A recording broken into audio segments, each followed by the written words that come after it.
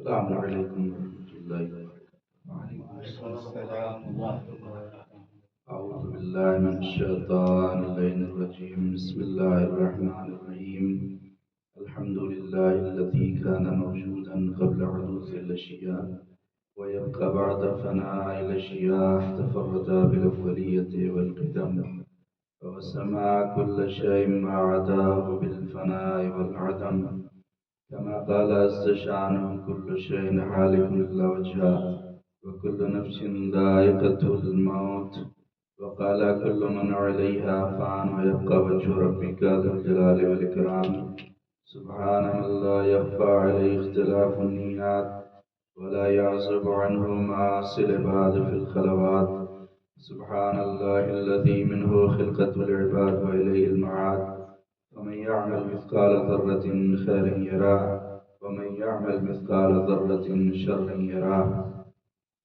نشهد أن لا إله إلا هو الملك الذي لا ينازع في ملكه ولا يزاد في حكمه يعذب من يشاء بما يشاء كيف يشاء ويرحم من يشاء بما يشاء كيف يشاء تعذيبه المسيء عدل وعفوه تفضل ثم الصلاة والسلام على أشرف الأنبياء والمرسلين وآله الطيبين الطاهرين المعصومين المظلومين الغر الميامين ولعنة الدائمة الباقية على أعدائهم أجمعين أما بعد يا عباد الله أوصيكم ونفسي بتقوى الله نماز گزارن عزیز خطبہ اول کی ابتدا میں سب سے پہلے اپنے نفس کو اور اس کے بعد آپ تمام مومنین کو تقوی الہی دینداری اور پرہیزگاری کی دعوت دیتا ہوں اس کے ذریعے سے انسان اس دنیا میں اور اس دنیا کے بعد آخرت کی زندگی میں کامیاب اور کامران ہو سکتا ہے اعوذ باللہ من الشیطان الرجیم بسم اللہ الرحمن الرحیم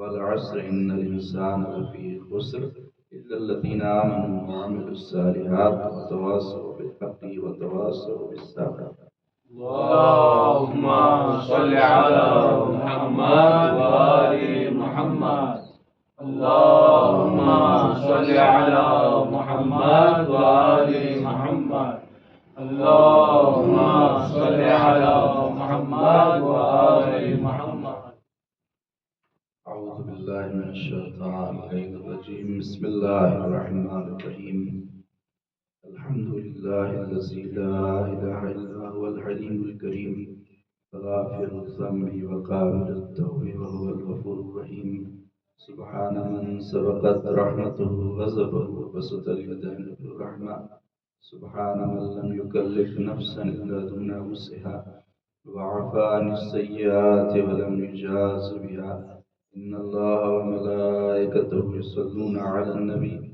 يا أيها الذين آمنوا صلوا عليه وسلموا تسليما اللهم صل على محمد وآل محمد اللهم صل على سيد المرسلين وشفيع المذنبين نبينا محمد صلى الله عليه وسلم اللهم صل على محمد وآل محمد وعلى سيدة النساء العالمين وبسأة خاتم النبيين سيدتنا فاطمة بنت رسول الله صلى الله عليه وسلم اللهم صل على محمد وآل محمد وعلى إمام المسلمين وقائد الغر المعجلين أمير المؤمنين علي بن أبي طالب اللهم صل على محمد وآل محمد والحسن المجتبى اللهم صل على محمد وآل محمد والحسين الشهيد بكربلاء اللهم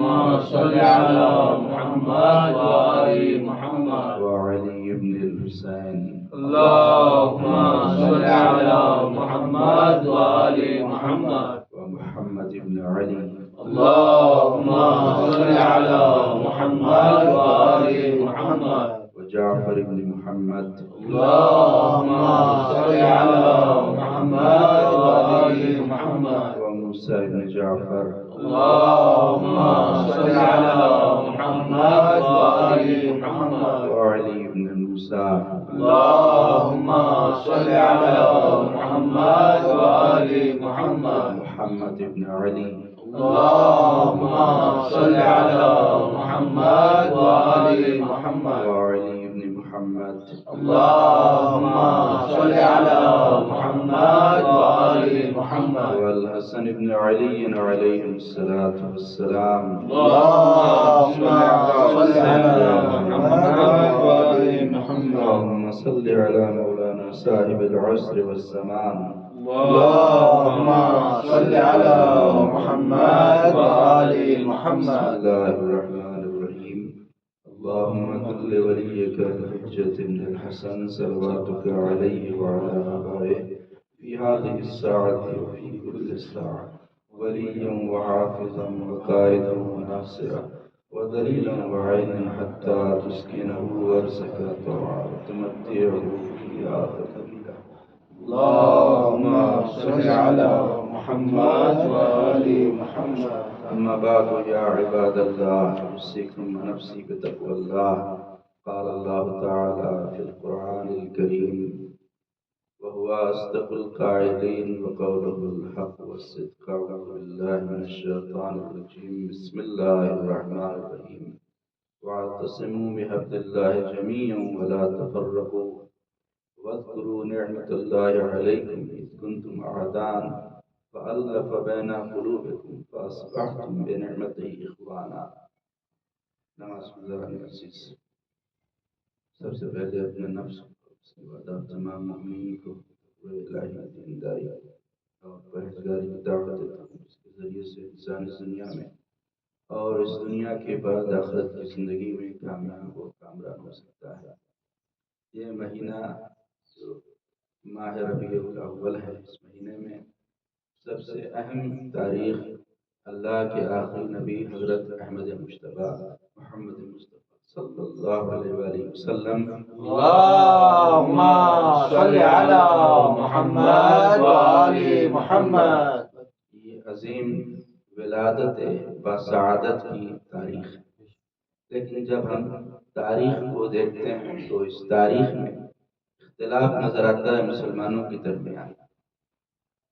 اہل سنت برادران کے علماء کی تحقیق 12 ربیع الاول ہے اور جمیع علماء اہل تشیع نے یہ تحقیق کی کہ پیغمبر اسلام کی ولادت 17 ربیع الاول کو، لہذا 12 اور 17 کا یہ فرق تھا۔ تو جب ایران میں انقلاب آیا 1979 میں، تو بانی انقلاب اسلامی ایران آیت اللہ خمینی رحمۃ اللہ علیہ نے جب یہ دیکھا کہ مسلمانوں کے درمیان پیغمبر کی ولادت کی تاریخ میں بھی اختلاف ہے، تو آپ نے اعلان کیا کہ میں تمام دنیا، پوری دنیا کے مسلمانوں کو دعوت دیتا ہوں کہ 12 سے لے کر 17 ربیع الاول کے جو درمیان کا جو پیریڈ ہے، اس کو ہفتہ وحدت کے عنوان سے منایا جائے، یعنی ویک آف یونٹی۔ تو الحمدللہ ہم اس ہفتہ وحدت کو منا رہے ہیں اور یہ وہی وقت ہے درمیان کا ویک آف یونٹی کا۔ تو آپ نے یہ بیان کیا کہ اگرچہ 12 اور 17 میں اختلاف ہے کہ پیغمبر اسلام 12 کی دنیا میں تشریف لائے اور 17 کو آئے، لیکن ہفتہ تو ایک ہے، سیمن تو ایک ہے، ویک تو ایک ہے، سپتاہ تو ایک ہے، لہٰذا اس ہفتے میں ایک ہو جائے تمام مسلمان، پیغمبر اسلام کے نام پر تمام مسلمان ایک ہو جائیں۔ اور اسی کو قرآن مجید نے بھی سورہ مبارکہ آل عمران کی آیت نمبر 103 اس میں اللہ ارشاد فرماتا ہے کہ وَاعْتَصِمُوا بِحَبْلِ اللَّهِ جَمِيعًا وَلَا تَفَرَّقُوا، اور تمام مسلمان اللہ کی رسی کو مضبوطی سے تھام لیں اور تفرقہ اختیار نہ کریں۔ اور اس کے فوراً بعد اللہ نے کہا کہ وَاذْكُرُوا نِعْمَتَ اللَّهِ عَلَيْكُمْ إِذْ كُنْتُمْ أَعْدَاءً، اور تم اللہ کی اس نعمت کو یاد کرو کہ جب تم ایک دوسرے کے دشمن تھے، فَأَصْبَحْتُمْ بِنِعْمَتِهِ إِخْوَانًا، اور اللہ کی نعمت سے تم ایک دوسرے کے بھائی بن گئے۔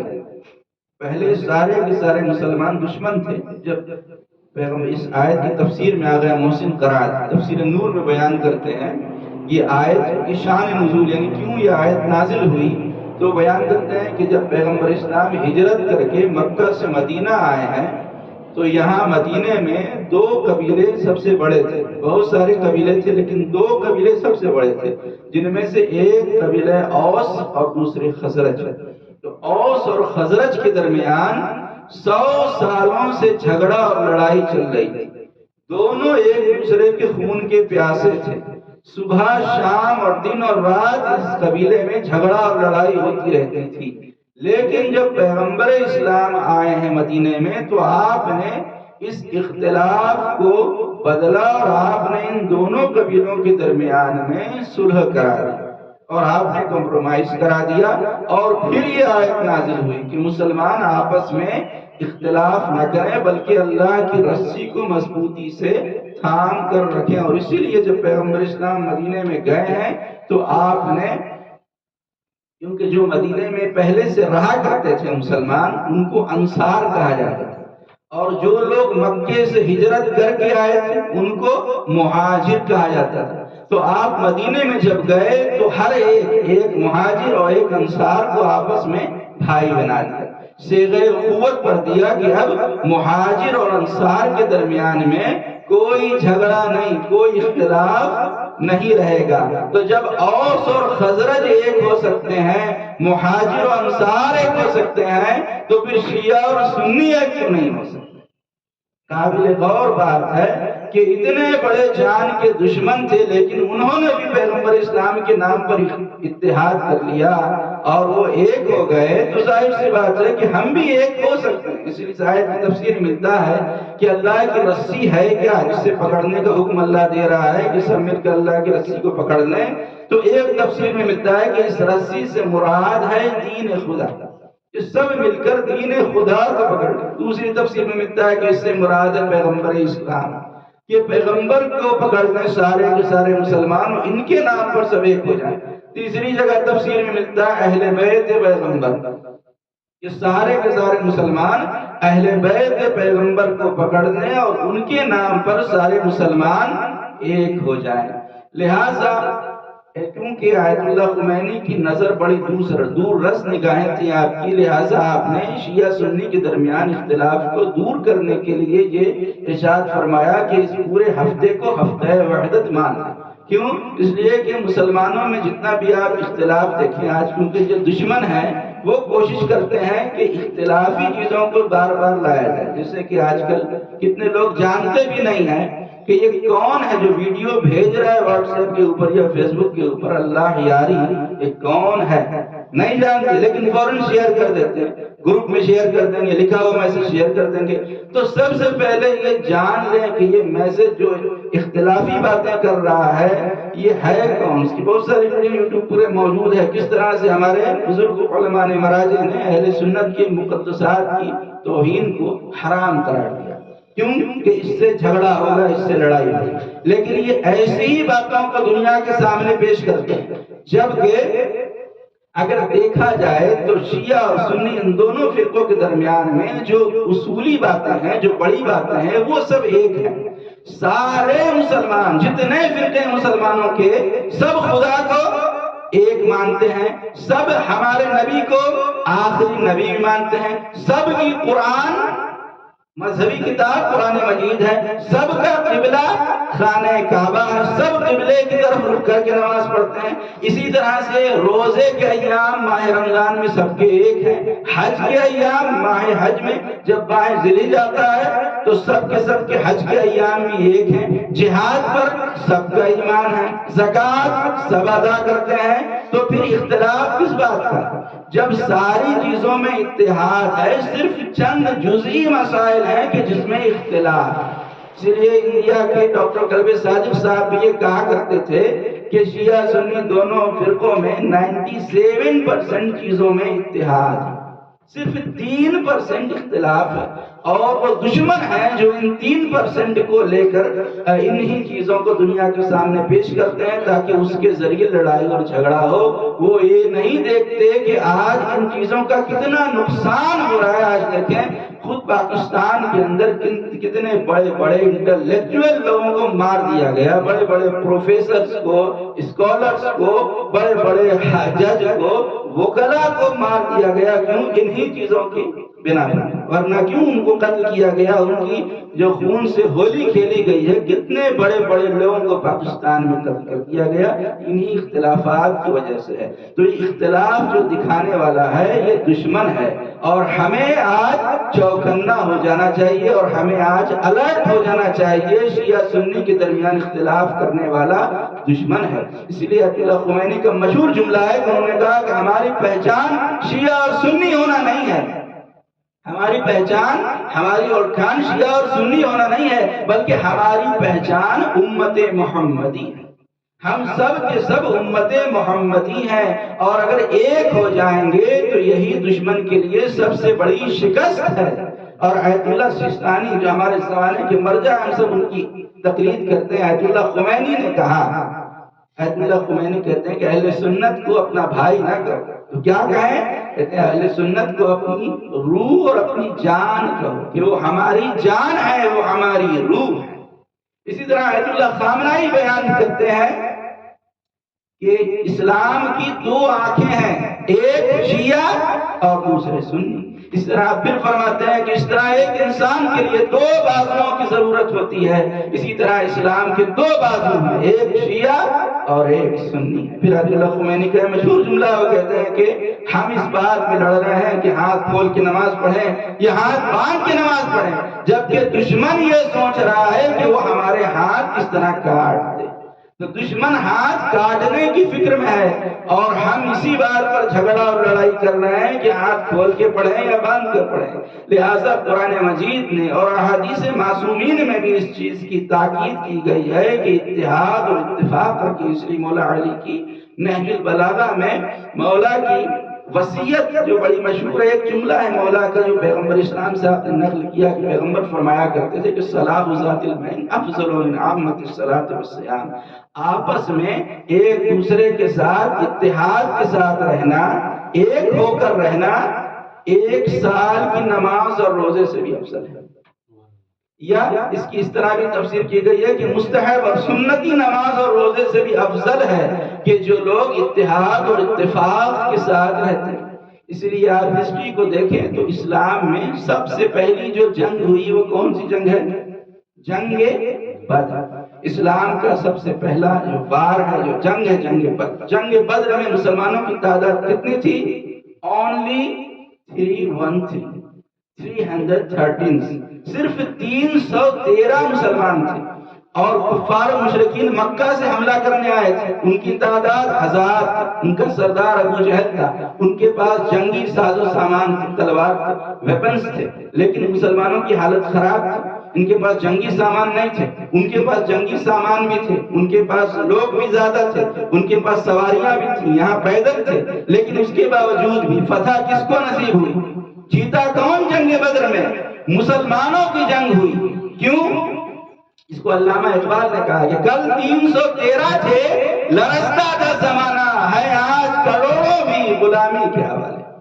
کل جنگ بدر میں 313 تھے تو جیت گئے، آج کروڑوں ہیں لیکن غلام بنے ہوئے ہیں۔ آج کیوں نہیں مسلمان جیت پا رہے ہیں؟ اس کی وجہ ایک ہے، کل تعداد کم تھی، دل سب کے ایک تھے۔ جب دل ایک ہوتے ہیں، اتحاد ہوتا ہے تو وہاں پر فتح ملتی ہے، لیکن جب اختلاف ہوتا ہے تو وہیں پر ہماری شکست ہو جاتی ہے۔ اور اسی کو دوسری جگہ علامہ اقبال نے کہا کہ ایک ہو جائیں تو بن سکتے ہیں خورشید مبین، ورنہ ان بکھرے ہوئے تاروں میں رکھا کیا ہے؟ تارے اتنے سارے ہیں لیکن سب مل کے بھی سورج کا مقابلہ نہیں کر سکتے۔ سورج کا مقابلہ کر سکتے ہیں تارے؟ نہیں۔ تارے جتنے ہوں سورج کا مقابلہ نہیں کر سکتے۔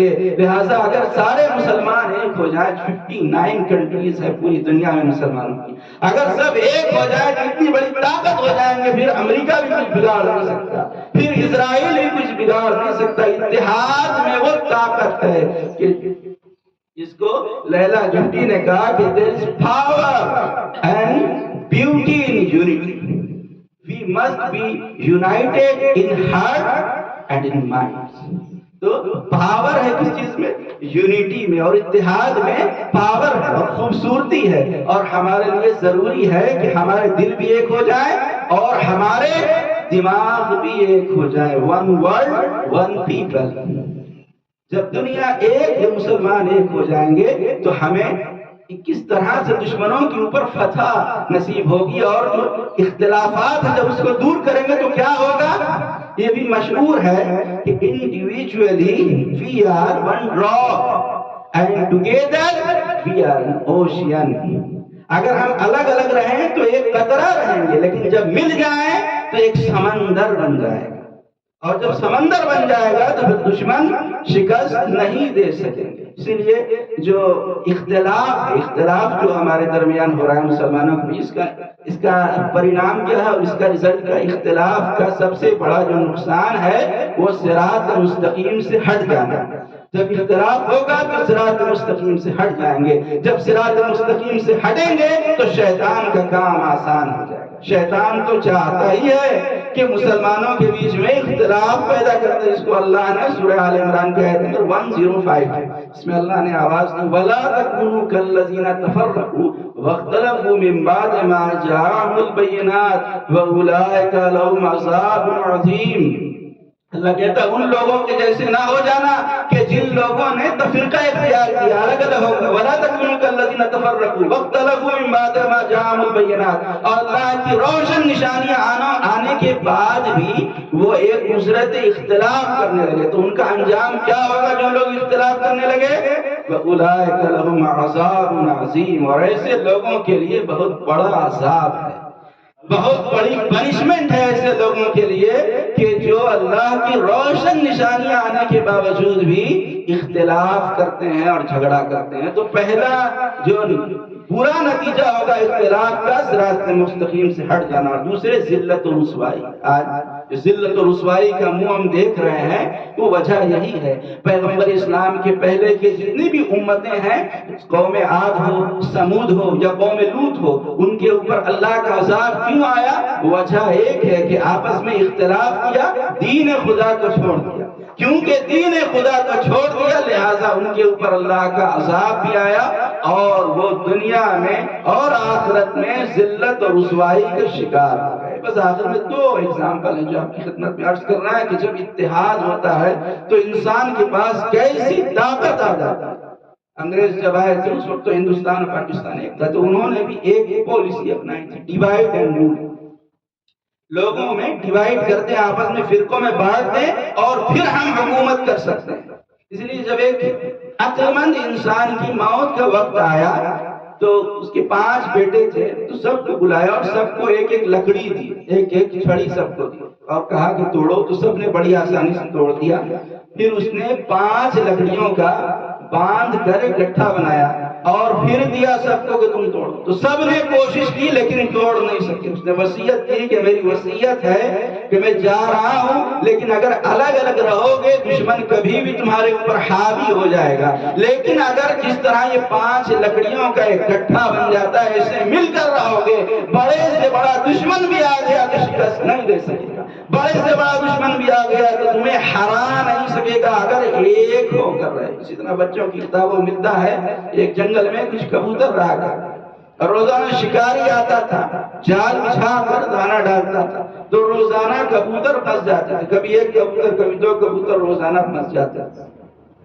تو کبوتروں کی تعداد کم ہونے لگی تو سب کبوتروں نے میٹنگ کی کہ ہم کیا کریں کہ شکاری سے بچیں، کون سا حربہ اپنائیں۔ تو ان کبوتروں میں ایک سب سے عقل مند کبوتر تھا، اس نے مشورہ دیا کہ ہم ایک کام کر سکتے ہیں کہ جو بھی کام کریں سب مل کے ایک ساتھ کریں، یونٹی کے ساتھ سب کام کریں۔ تو سب نے اس کے مشورے کو مانا۔ دوسرا دن جب آیا تو شکاری نے جال پھیلایا، دانا ڈالا، تو جیسے ہی دانا ڈالا تو سارے کبوتر آ گئے، سب کے سب آ گئے۔ تو چھپ کے دیکھ رہا تھا تو خوش ہو گیا کہ آج تو اتنے سارے کبوتروں کو پکڑ دوں گا۔ اب سب کبوتر دانا کھانے لگے۔ جب دیکھا شکاری پاس آ رہا ہے تو ایک کبوتر نے کہا سب مل کر جال کو لے کے اڑ جائے، اب تک جال میں پھنس جاتے تھے، آج شکاری کو پھنسا لیا، سب مل کر جال کو لے کر اڑ گئے، جال کو لے کر اڑے اور اڑتے اڑتے ایک جگہ جگہ گئے جہاں چوہا رہتا تھا، چوہے سے کہا کہ جال کو کاٹ، تو جال کو کاٹا، سارے کبوتروں کی جان بچ گئی۔ جان کب بچی؟ جب اتحاد کیا، جب آپس میں یونٹی کی تو جان بچی۔ اسی طرح آج کے زمانے میں شکاری کون ہے؟ شکاری امریکہ ہے، شکاری اسرائیل ہے۔ وہ شکار کس کا کرنا چاہتا ہے؟ مسلمانوں کا شکار کرنا چاہتا ہے۔ لہٰذا آج امریکہ اور اسرائیل کے جیسے شکاریوں سے اگر بچنا ہے تو ضروری ہے کہ ہم سب ایک ہو جائیں، ایک امت ہو جائیں، ایک بنے، نیک بنے، تو اسی میں ہماری فلاح اور بہبودی ہے، اسی میں ہماری نجات ہے۔ ہم سب مل کر اللہ کی بارگاہ میں دعا کرتے ہیں، پروردگارا ہم سب تیرے گناہگار بندے، ہمارے تمام گناہان کبیرہ اور صغیرہ کو معاف فرما، تمام امت مسلمہ کو اتحاد اور اتفاق کے ساتھ رہنے کی توفیق عطا فرما، ہمارے درمیان جو اختلافات ہیں ان سارے اختلافات کو دور فرما۔ پروردگارہ ہم سب کو علم حاصل کرنے کی اور اس پر عمل کرنے کی توفیق عطا فرما، پرچم اسلام کو سربلندی و شرف عطا فرما، پرچم کفر و نفاق کو سرنگون فرما، دشمنان اسلام کو نیست و نابود فرما، ہمارے مولا و آقا ہمارے سید سردار امام زمانہ کے ظہور میں تعجیل فرما، ہم سب کو اپنے مولا و آقا کے مخلص غلاموں و جانثاروں میں شمار فرما۔ اللهم اغفر للمؤمنين والمؤمنات والمسلمين والمسلمات الأحياء منهم والأموات، تابع بيننا وبينهم بالخيرات إنك مجيب الدعوات إنك على كل شيء قدير۔ بسم الله الرحمن الرحيم، إنا أعطيناك الكوثر فصل لربك وانحر إن شأنك هو الأبتر۔ والسلام عليكم ورحمة الله وبركاته۔ اللهم صل على محمد